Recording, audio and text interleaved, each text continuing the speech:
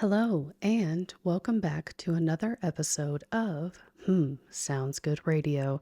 I'm your host, Schriver, and again, I am joining you solo dolo. And this week, folks, we're going to jump straight into it because a lot has happened since we last gathered here today.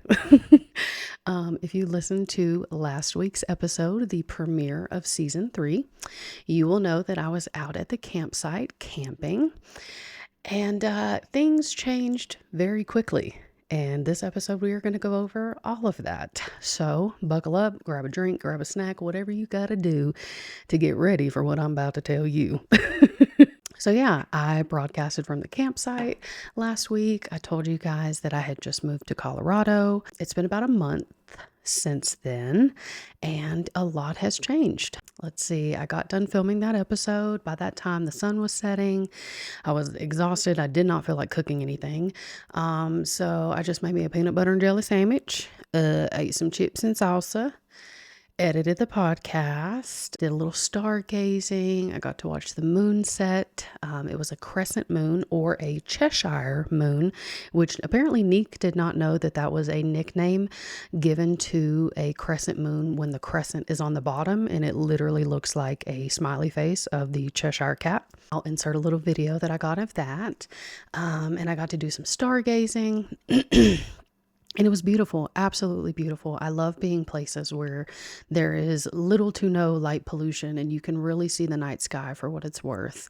You don't realize just how many stars are out there that are visible to the naked eye, but really hard to see when you're in a city with a bunch of lights. So if you ever find yourself out in the wilderness, don't forget to look up at the sky because you will be amazed at how many stars you can see. I was pretty restless. I wasn't necessarily like afraid being out there by myself, just a little uneasy, I guess, because I'm all alone and I'm sleeping outside and I'm not in my bed and all the typical things that make it hard to fall asleep anyway. So I was pretty restless and it got pretty cold. I was literally sleeping in pants. Well, actually, I ended up taking my pants off, but I had on a shirt, a hoodie. I was inside of a sleeping bag, and then I had a fleece blanket on top of me. So I was, snug as a bug in a rug. I think it got down to like 45 that night, maybe a little bit lower. It was pretty chilly, but I did okay. I fell asleep probably about, I don't know. I think the last time I looked at my phone, it was like 2 a.m. I got to FaceTime. Or I don't think we FaceTime. I called Neek. She was in Chicago at the Cardi B show. So I got to talk to her and see how the concert went and all that good stuff. So that was nice. I had just enough signal to call her. Yeah, and like I said, I fell asleep probably about 2 a.m. And then the next thing I know, I kind of, was like lucid sleeping and I heard my phone vibrate and I checked it. It was my mama. She was just checking on me. And that was at like 5:30.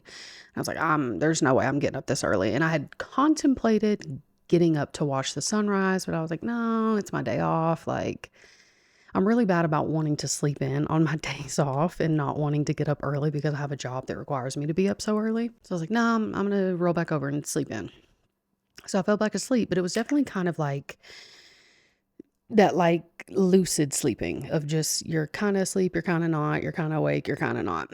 So I'm laying there sleeping, kind of, sort of. The next thing I hear is, Sheriff's Department, is anybody in there? Bitch, when I tell you, I have never gone from being asleep to being wide awake so fast in my life. And I'm going to pause the story here because I need to interject some things. I have what I have dubbed as like sleep anxiety. So it's very hard for me to fully fall asleep in places that I'm not comfortable in. It's hard for me to sleep like in a room with other people. Like sleepovers are hard for me. It's just anything that's like out of my comfort zone. And I have a little bit of like sleep trauma, anxiety. I don't know. Something happens where if things kind of go awry when I'm sleeping, it can send me into like a full blown anxiety attack. I haven't really pinpointed that in my self-healing journey of like what that stems from. I think it's an abandonment issue. But anyway, so I say all that to say this, that like I'm facing my fear, camping alone in the woods, right? And I'm doing it all by myself. I'm big, I'm bad, I am mighty, hear me roar. And I finally get to sleep and fall asleep and all the things. And like, of of anything that could have happened, that was what I was least expecting. So, all right, back to the sheriff's department. So I hear this man's voice in the pitch black outside of my tent.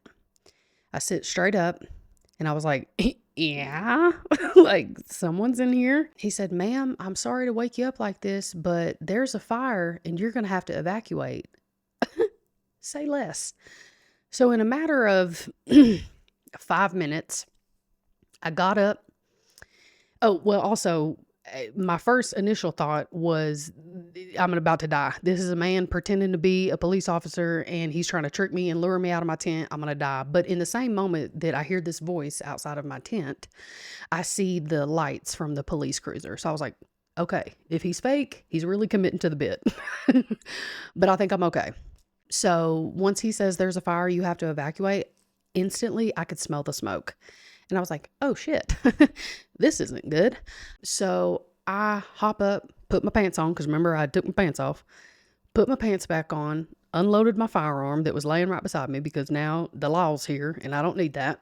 And within 5 minutes, I had everything out of my air mattress, deflated, wrapped up, put up, all my luggage, bins and things in the car, food in the car. Actually, luckily, I had already put the food in the car last night because I was paranoid that the bobcats and the mooses was going to smell my food and they was going to try to come get me. Little did I know Smokey the Bear was actually the one looking out for me.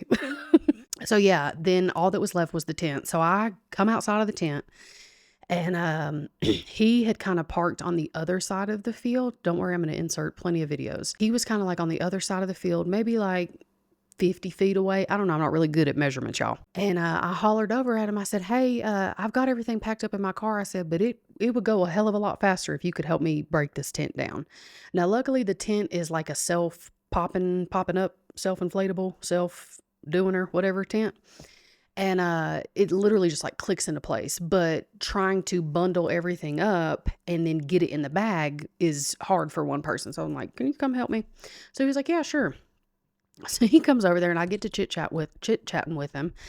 And I asked him his name. His name was Sheriff Blake. Shout out Sheriff Blake in Livermore, Wyoming, or wherever the hell I was. And he's like, asking me how to do it. We're breaking it down, popping it down. And he was like, man, this big old tent's going to fit in that little bag. I said, listen, Blake, let me show you what it's like to be a woman. Okay. You got to suck and tuck. And he found that really funny.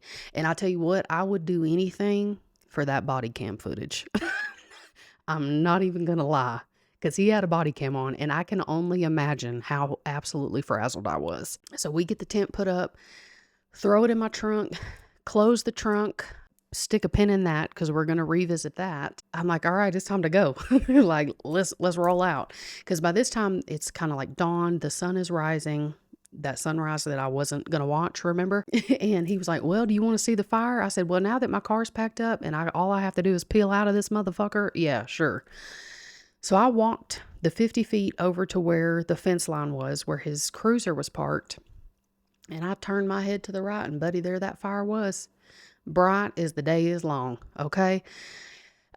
In retrospect, I now know it wasn't like a wildfire or anything super, super crazy. It was a downed power line, maybe 2 football fields away from where I was. Again, not good at measurements, but I could see it with my bare naked eye. And it had apparently caught the brush around it all on fire and it was growing and it grew to the size of an acre. Whatever it was, however big it was too close for comfort for me. And I said, it's time to go. So I left. I got out of there and I ended up getting to watch the sunrise anyway. Oh, also, so when I was leaving, I asked him, I said, how did you find me? Because in order to get to where I was, you literally had to drive through grass, pastures and fields. There was no like dirt road, gravel road, nothing. It was just like blindly driving back into these people's property. And so I asked him, I said, did you go to the owner's, house? Because the owner's house was kind of on the other side of the ridge for me. And he said, no, I didn't see any house. And I'm thinking, then how did you find me? Like, how did you know I was back here? And that's something that I've kind of, ooh, I'm not going to get emotional. That is something that I have kind of racked my brain with of like, what if he didn't find me? Because I was deep back up in there, y'all. So as I was standing there with him, I was like, well, let me call the host of the campsite and let her know that she needs to evacuate as well. So I called her and I'm like, hey, Miss Brenda, like, we got to go. There's a fire. She's like, a fire? She was asleep. I said, yeah. I said, I'm about to come up there and we'll figure out where we're going or whatever. So Sheriff Blake left. I thanked him. He went on his way to continue down like the highway and just pulling off into random driveways to alert people that like, hey, we're evacuating because of a fire. So I drive through these people's property, past some barn that I didn't even pass whenever I got in there. Ended up finding her house. They had loaded their dogs up, Sugar and Oats, and a cat apparently, loaded them up in the car. They were getting ready to leave, and she had offered to let me stay at her like sister-in-law's house, and because she was out of town, and she was like, just trying to make up for my reservation. I was like, no, it's fine. Like, I'm going home. Like my nerves are shot. I gave it my all trying to come camping on my own. This has happened. This is a sign from the good Lord above. It's time for me to hit the road. So I made sure she was okay and everything, and I left. As I was leaving, it was an absolutely beautiful drive back home. The sun was rising. I pulled over, watched the sunrise. Yeah, and then started calling all my people and saying, hey, guess what? So that came as a shock and surprise to most people. It came as a shock and a surprise to me. It was not at all what I expected for that camping trip. Especially like just the irony of it all, of like I had filmed that podcast and I was talking about, all these adversities that I have faced in these past couple of years and how I'm learning how to navigate those and not give up. And then something like this happens and it's like, ooh, all right, we get to practice what we preach a little bit. So yeah, I drove home, stopped at Waffle House first. And this is where remember when I told you to stick a pin in the trunk situation? So I pulled over at Waffle House to get me something to eat. And because Waffle House is one of the few places that I can eat that is gluten-free. Pull over, and when I go to park my car, I noticed that it was saying my trunk was open. And I look back and I'm like, no, it's not. It's closed. So I go back there and I could tell that it wasn't like latched all the way, but it also was not letting me open it. So I said, you know what? I've had enough stress for the day. I'm going to go in, I'm going to eat my food, and we'll worry about that later. So I come home, unpack everything, still can't get the trunk open. I'm trying everything. I'm looking up YouTube videos. I'm trying to crawl through the middle console in the back. Of course, I have the one model that the seats do not fold down. There's only the little pass through in between the cup holders that only a small child could fit through, and I'm not a small child. I couldn't figure out what was jamming the trunk. So I ended up kind of micro panicking mainly because I thought my laptop was in the trunk, and I'm like, I just filmed this podcast. There's no way I'm not getting this podcast out. Luckily, the trunk did not have my laptop in it, but then it just became a matter of principle of like, I need to be able to get my trunk open. I got a lot of stuff in there. So I called the dealership that was out here and I said, hey, I'm having trouble getting my trunk open. Can I come by? Boop, boop, boop. Sure. Brought it down there. Them fucking yacht. Oh. I could do a whole podcast on men in car sales, but I won't. These three yahoos couldn't get the trunk open either. And I knew that they were just trying to pull the wool over my eyes, and I knew that they were just trying to get money out of me, because of course then it was like, well, you can bring it back on Tuesday and we can get you in, because it's going to be at least about, an hour, 2 hours of labor, because they're going to have to take the whole back seat apart, the whole sales pitch, right? So I'm just like, yeah, okay, well, I need to get oil change anyway, I'll come back. Well, luckily my brother Victor, shout out to my baby Victor, oh Lord have mercy, he calls me and he was like, we're getting your trunk open. He said, they're trying to fuck you over on money. I can't stand that shit. I said, amen, hallelujah, help me. What do we do? So I got him on FaceTime, propped up in the back seat, putting him in the trunk, shining the flashlight, trying to find the emergency release handle. It's all the way on the far end of the trunk that you couldn't reach through the pass-through anyway. I'm on FaceTime with him, and I walk back to the trunk, and I'm showing him where there's like my license plate, and there's like this little rubber square that I thought was like an outlet cover or something, or like a key cover. So I'm fiddling with it. Bitch, tell me why the trunk pops open. It was a button right there the whole time. Popped right open. And the freaking strap to the tent bag is what got caught down in the latch and was preventing it from closing all the way. So shout out to my baby Victor. I love you so much. I'm so happy to have you in my life as a brother, as a friend. Don't know what I would do without you. It's just nice to have people like that in your life that look out for you. And that is something that I'm going to touch on a little bit later in the episode of like all of the things that I have kind of faced this past month and the people that are in my corner that I appreciate. So yeah, that's my camping tragedy. And but when I got home and the adrenaline kind of wore off, luckily I work in a profession where I do pretty well in fight or flight situations because you have to know how to work under pressure. But once that kind of wore off and the reality of like what happened set in, I was like, oh shit. Like that fire was very, very close to me. So much so that like my trunk literally still smells like a fire because that's where I keep my tent because it's so big. Like it still smells like smoke. And I just kept like thinking to myself, like, what if he did not find me? What if like, I don't know, like what if he did not find me? Like how differently this could have turned out. And I was on the phone with my dad and he made a very good point. And he said, sorry, y'all. Whew.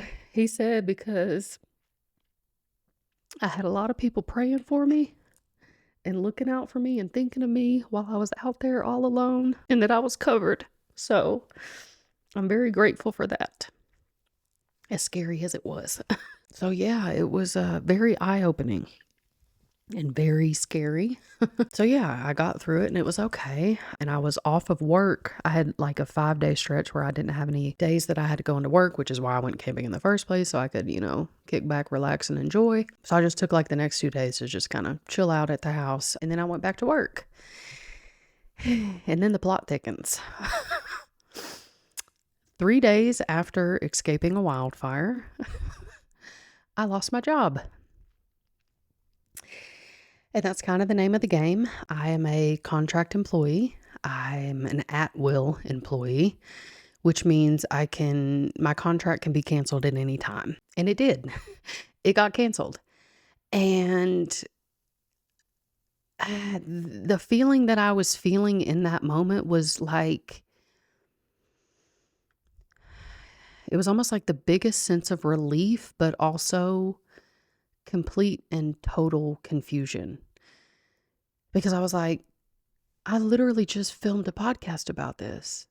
I literally just went through this whole thing of, like realizing the things that I have been through, talking through those things publicly. And I kind of felt like I had jinxed myself in a way. And I felt like the universe was kind of like, we're going to make you practice what you preach. We're going to make sure that you are not writing a check that you can't cash. Because I had just kind of gone over these things of like, what type of woman are you when you face adversity, when things don't go to plan, when things get derailed and off track? Do you give up or do you keep going? And I was like, well, I'm going to have to prove to myself that I can do this and that I can push through and not give up. And as frustrated as I am that this is kind of not where I even wanted to be in the first place. I had shared with you all that I was really working towards the goal of living abroad,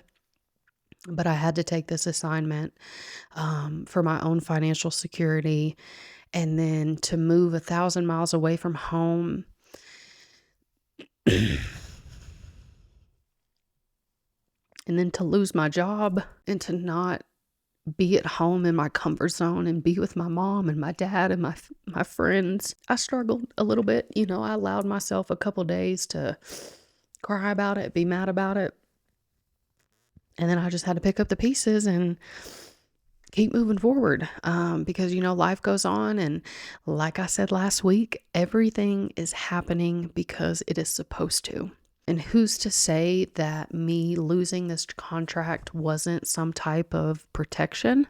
And remember that I said, sometimes things that happen in life are not rejection, but redirection. And I had to really lean into that and just realize like, I'm okay. I have a safety net.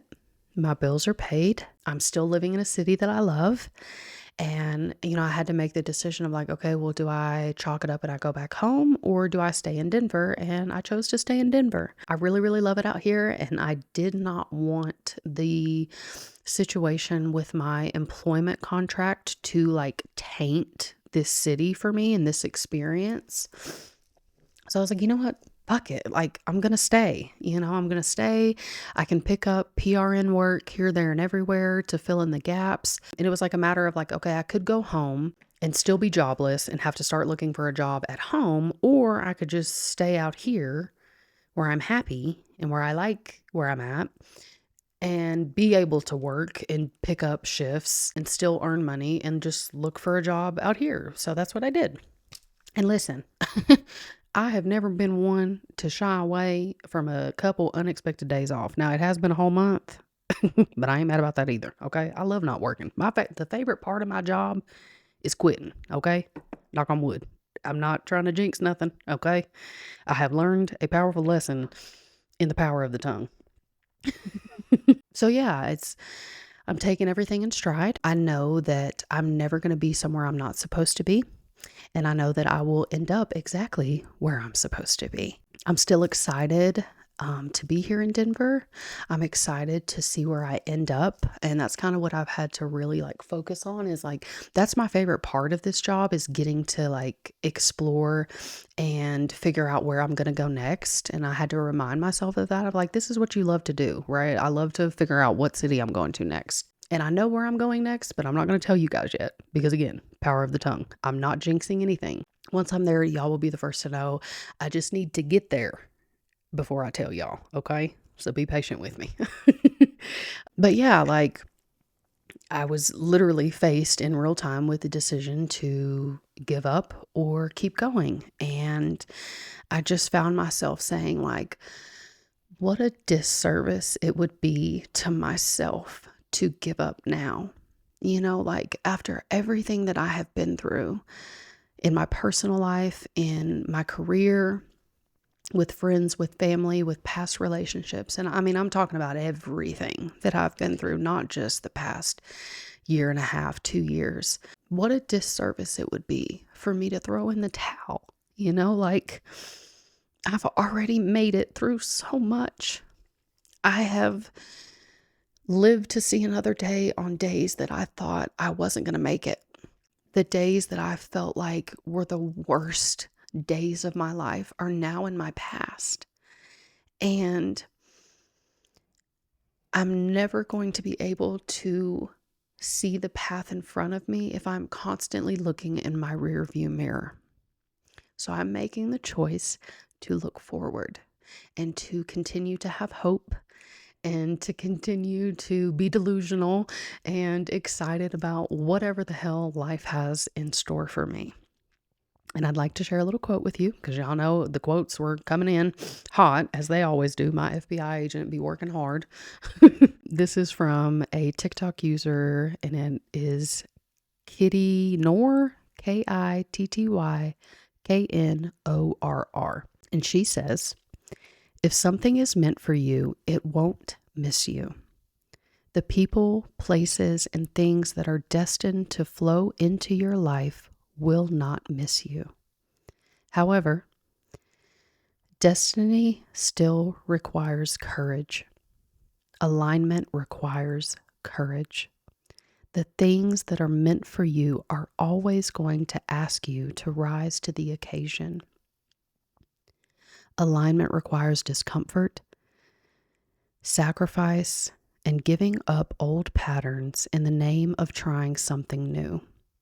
And that newness is where you will get in touch with your aliveness. So I thought that was very fitting for my situation and the things that I'm going through. And hopefully that can resonate with you of like, life isn't meant to be easy, unfortunately, or maybe fortunately, because I think it's those uneasy moments that really help us learn, they help us grow and become the best version of ourselves that we can be. And growth requires discomfort. Things aren't always going to be peach keen and nice and shiny with a pretty little bow on top. Sometimes you got to get your hands dirty, and that's okay. Another little quote that I came across says, somewhere in your 30s, you'll get the opportunity to rebuild your life after a negative loop. Heal from what broke you, live in your own space, and reconnect with your discipline. Learn to love yourself again. It is important that you see this journey through. And that's, again, resonates with me. It's really easy to want to give up, and it's really easy to say, oh, woe is me.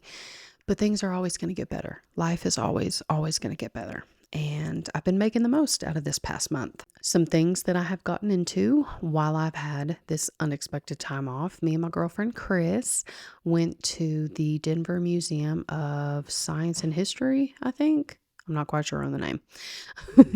But it's a big old museum. I mean, it was 3 different levels. They had tons of exhibits. They had a crystal and mineral exhibit, which you all know that I absolutely loved. It was my favorite part of the whole shebang. They also that weekend had a new Lego exhibit that we did not go into because that is why all those little badass kids was running around. They also had a health and science exhibit where it showed how the body works, all the different functions of the organs and all the things. And that was really cool. It was very interactive and neat to see. And I really liked it. Oh, and dinosaurs, obviously, tons of dinosaurs. And I learned that apparently the fossils that you see in museums aren't the actual fossils, like the big old dinosaurs that they reconstruct. They're casts of the fossils, obviously, which makes sense because you wouldn't want to put something so delicate just like hanging from the ceiling, right? So I learned that they're not real, they're just casts, but they're cool nonetheless. Also, if you ever look at a dinosaur skeleton, the way to tell a reptile from a mammal is you look at the shoulder blade or the scapula, if you want the proper term. And in mammals, we have a raised ridge that goes down the middle of the scapula, whereas reptiles do not. Theirs is completely flat.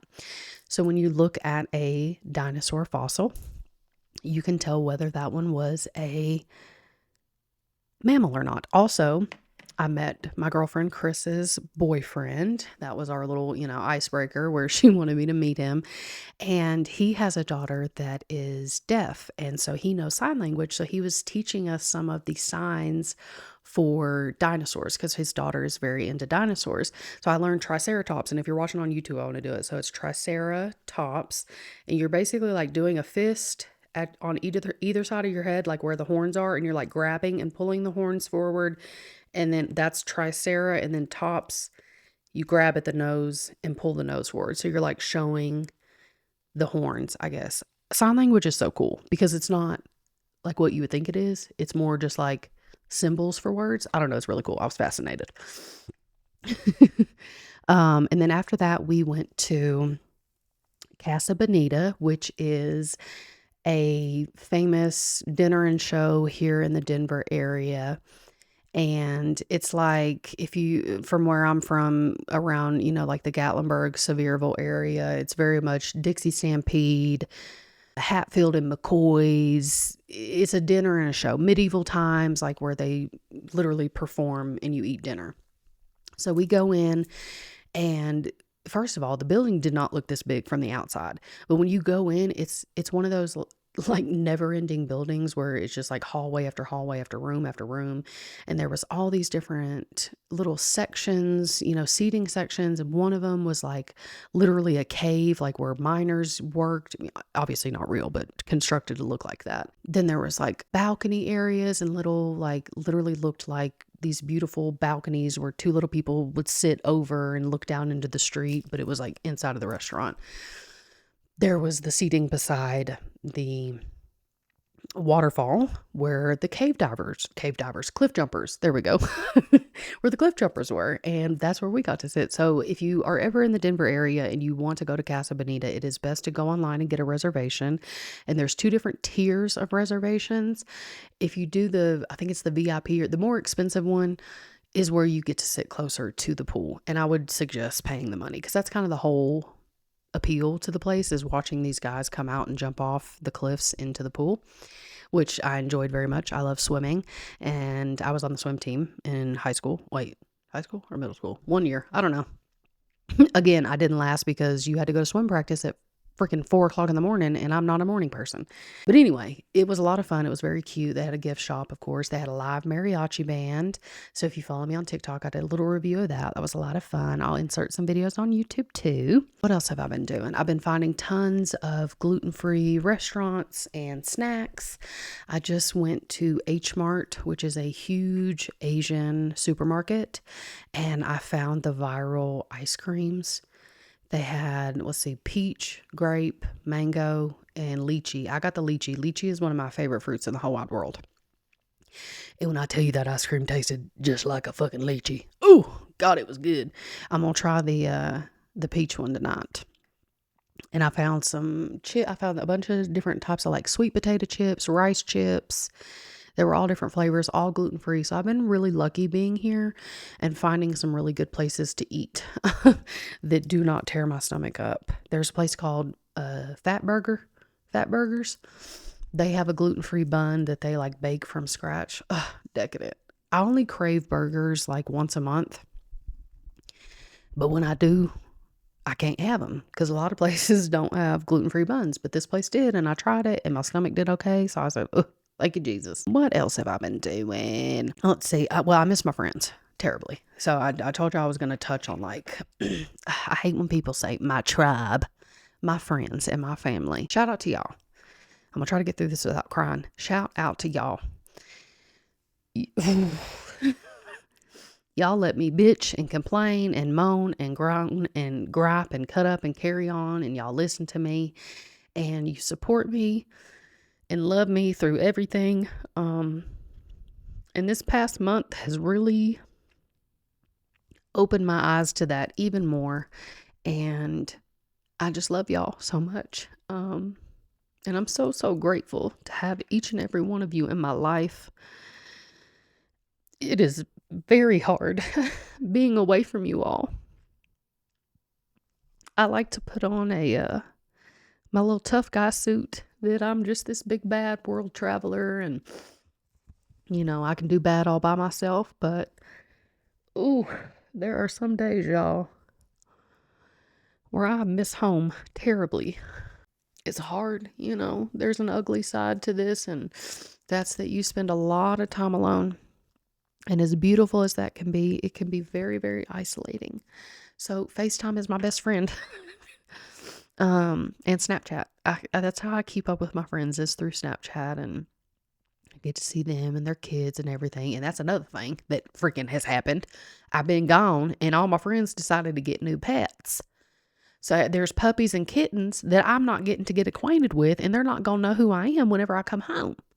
Okay? They need to know who Auntie Pooch is. So I literally FaceTime and I'm like, put me on FaceTime with the dog. They need to learn my voice. So my friends, Victor and Brittany, my brother and sister from another mister, they just got a new kitten named Alistair, and he is a Maine Coon. And y'all, when I tell you, oh God, he's pretty. He's like silver gray with a little bit of white, and I think he has like a dark spot kind of like right in the middle of his head. I can't remember what color his eyes are. I think his eyes are probably going to change because he's still real little. I think he's only about 4 months old, but he's going to get big. Oh, he's going to get big. But he's purty. Oh, he's purty. And Jacob and Raven, my other brother and sister, they just got a puppy. They got a little Boston Terrier puppy. And I'm going to be honest with y'all, I can't remember its name because Jacob just keeps calling it a bug-eyed bean because that's literally what it looks like. It's teeny tiny with these big old bug eyes. Is it Xena or Zelda? It's a Z name. I can't remember. Maybe not. I could be making that up. And then my best friend Brooke, they just got a puppy. They got a puppy from the shelter. It is a what is it? A Lab and Doberman mix. And her name is Fern. And y'all, she is the cutest thing in the whole wide world. And I'm just sad that I can't be there this summer with all my people and all my nieces and nephews and pets. And I'm missing Neek really bad. Y'all know we would have sleepovers every weekend, and now that has just like come to a halt. So now we just have FaceTime dates every weekend, and that's filling my cup a little bit, but not all the way. Summertime is my favorite time to be at home. If I'm going to be at home, I love being on the lake. I love being by the water, swimming at the quarry, swimming in the mountains, swimming at the pool. So it's hard not being home in the summertime, but I'm going somewhere good. So that's okay. And I'll be home eventually, soon enough, and get to see everybody and meet all the new animals. But it's tough, it's lonely. And I miss my friends. I miss my mom. I miss my dad. Oh, that's another thing. In the midst of all this happening, the wildfires and losing my job and all this stuff, my mama got hospitalized. She had freaking pneumonia and RSV. So then I'm like, and that literally happened the day after I got fired. And I'm thinking, okay, well, is this a sign? Like, am I supposed to be flying home? Should I fly home? She's like, no, I'm fine. Boo, boo, boo, boo, boo. Cool. She's on the mend. She got discharged from the hospital. Then my best friend's mama got put in a damn hospital. And then also my stepmama had just got released from the hospital. So it was just like all of these things were happening. And I'm just like, don't give up. Don't give up. Stay strong. It's going to be okay. Everything's going to be all right. You just got to trust and believe and have faith that everything is working exactly as it is supposed to. So again, thank you to my friends. Thank you to my family. I love you all. I appreciate you all. And I don't know where I would be without you all. And that's really all I have for this episode, guys. I just wanted to kind of give you a little touch of the base, tell you what's been going on. Things have been kind of crazy. I've just been kind of keeping it low and slow and just figuring out where the hell I'm going to go. But of course, I have a Talking to the Moon segment before I let you go. This is from Zana Keithley from, I don't know if it's a book or something. It's a quote from somewhere called, "This is how you find your way." And it goes a little something like this. Right now, somewhere in this world, something is happening for you. A decision, a conversation, a chance encounter. People and experiences and opportunities all converging, leading straight to you. Every day there are things happening in the background that you can't quite see. Pieces of the puzzle connecting into place, creating a bigger picture that your short-range vision can't yet perceive. And it's going to come. The person, the thing, the opportunity, the experience that is so beyond anything you are currently imagining. And when it comes, I promise that it will be real. And it will be right. And your thinking mind may question it, but your beating heart will know that this is for you. And right here, in this moment, something beautiful is unfolding. And you are worthy of it. You are worthy of good things. You are worthy of loving things, the unimaginably beautiful things. You are worthy of this perfect alignment, so please keep your heart open. Trust in what's coming and make space for the one thing that is going to change everything. And with that, I love you and I leave you, and I can't wait to talk to you next time. Bye.